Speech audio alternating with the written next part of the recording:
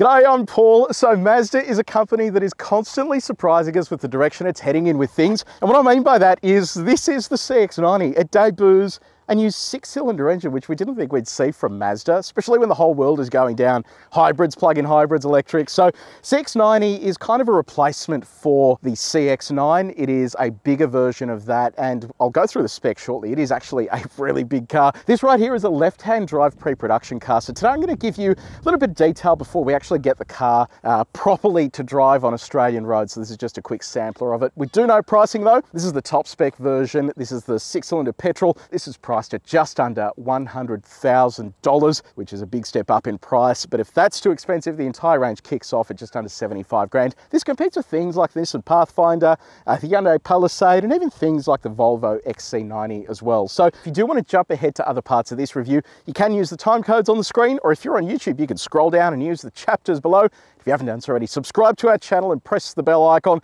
so you can find out every single time we drive a big old Mazda. So let's talk exterior design. You've got 8 colors to pick from, and the premium colors are only around 600 bucks, so they're not outrageously expensive. On a BMW, you're paying like $2,000 if you don't want the standard solid color. So it is impressive to see you can get a really wide range of colors here for CX-90. This thing is big. It's around 5.1 meters in size. It's only marginally shorter than an X7. We reviewed the X7 recently, and that is just a big car in person, whereas this doesn't feel big, and I think that's important because Mazda wants to kind of maintain those proportions they have with the rest of their range. On the design front, you've got a big grille there. Behind that grille, you've got active vanes that open and close depending on the engine's cooling requirements. This is an inline 6-cylinder engine, so when we go for a drive, running through just some of the interesting engineering bits, but because it's an inline 6, you actually have a lot of room on either side of it for your ancillaries, and that's where they've been able to pick up some of the handling gains here with this being a rear-wheel drive platform. Cooling down the bottom there as well, chrome highlights around here, daytime running light there as well, big radar sensor there with a camera for the 360 camera. Up over here you have a set of full LED headlights. Again, this is a US spec car, so it might look slightly different when we get the Australian version.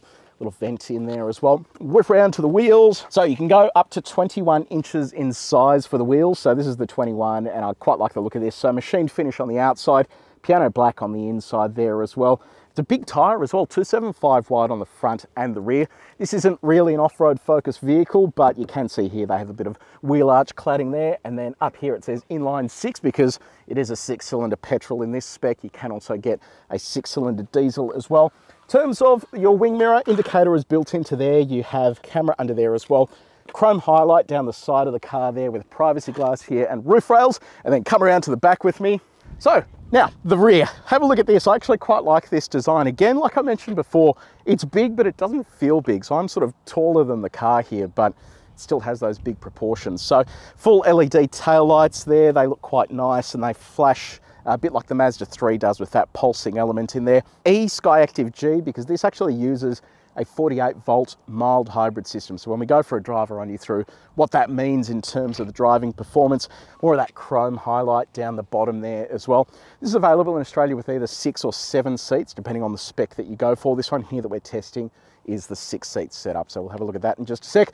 Now, let me know what you reckon about the design of the CX-90. Do you think it looks good? Let me know in the comments section below. Would you buy this for this kind of price? Or is it too expensive? Let me know down there.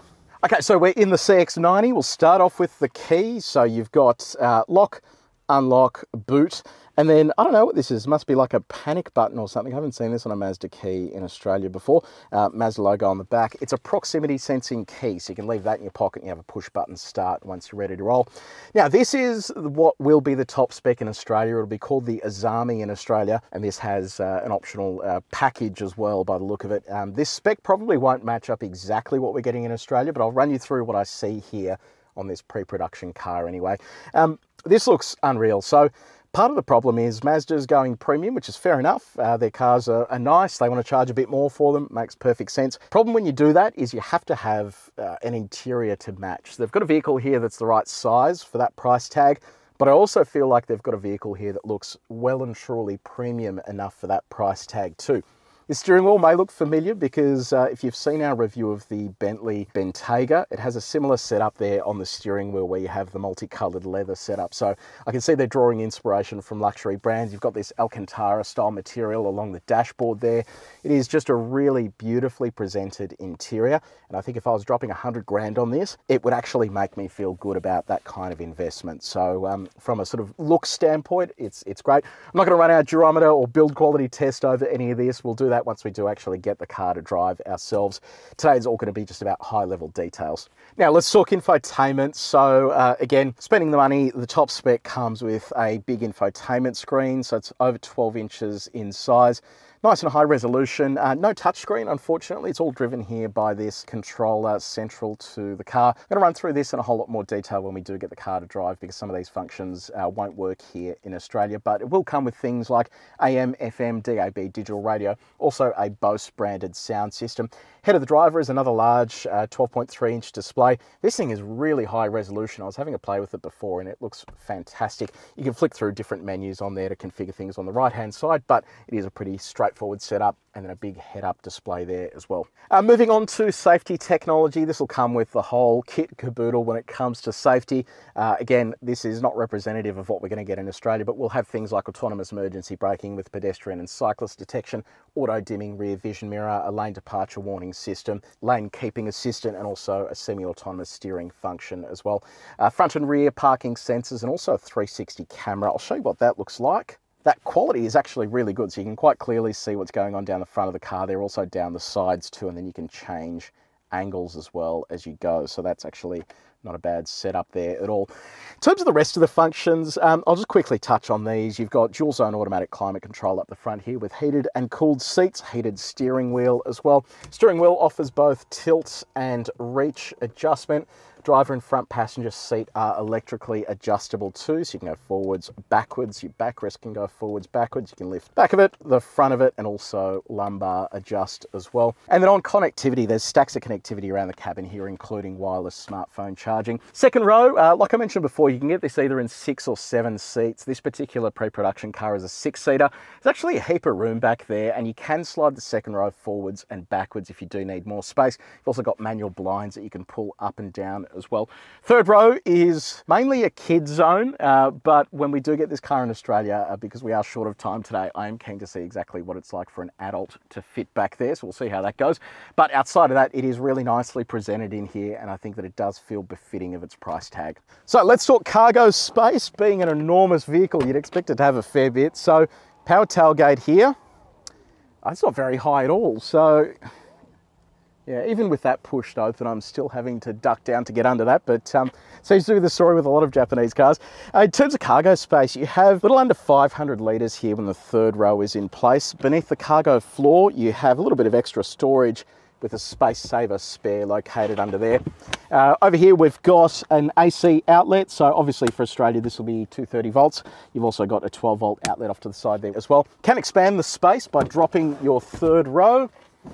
That opens up the space to just over 1100 litres. And then if you do want even more space, you can drop the second row as well. Now that increases the space to a little over 2100 litres. Only sort of issue I have with all of this is there's no electronic way to drop the seats. It's all manual, and for $100,000, I would have thought there'd be a button that does all of that. So yeah, hopefully that's something they can integrate over time. Okay, so we've just hit the road in the CX-90. Now, I know this is a little bit confusing. Mazda is holding the Australian drive for this at the same place that we filmed the rest of our car reviews, but we have significantly less time with the car, so this won't be anywhere near as detailed as what we normally do, but I'll run you through as much detail as I possibly can. Now, it is worth calling out as well, we haven't been able to shoot our own B-roll, which is the footage that gets shown to you while I'm talking. So, unfortunately, the B-roll they shot is very wet and probably not consistent with what I'm saying, but you'll have to kind of use your imagination to get a feel for it. Now, this engine's interesting because Mazda, like I said, has launched a suite of 6-cylinder engines. This one here is the petrol. It's a 3.3 litre turbocharged inline 6. So it's quite reminiscent of some of the engines they used to run in the old Ford cars. So they were an inline 6, a 4 litre. So it kind of has that vibe to it. And that's what I love about it, because it has a unique sonorous note, and it really just suits the characteristic of a sporty car that just wants to go fast with a really good punchy middle band. Now this produces a pretty impressive 254 kilowatts of power and 500 Newton meters of torque. So there's some pretty healthy numbers there. And in terms of the transmission, they're using an 8-speed automatic. Now this isn't a torque converter, it's an in-house transmission with a wet clutch that Mazda has developed. And that means that it's different to the transmission they run in some of their other vehicles. And look, to be honest, it's actually not bad. From behind the wheel here, if I nail the throttle there, it is a little bit lazy there, but if you do have it in sport mode, it actually is ready to respond much quicker. So in sport mode, it's going to hold the gear, and then when I kick down, it gets up and starts moving a whole lot quicker there as well. So a little bit lazy, but it does get moving. In terms of the engine itself, it is really responsive. When you do get stuck into the throttle, pins you back in the seat, and you get that really beautiful feeling as it builds up the torque there and really just sort of mashes you in the back. Now Mazda claims a combined fuel economy of 8.2 litres per 100 k's. I'm a little dubious of that claim because an inline 6 turbo is rarely ever going to achieve that kind of economy. And granted, here on the proving ground, this car has only ever been driven here because it's left-hand drive. It can't be driven on the road.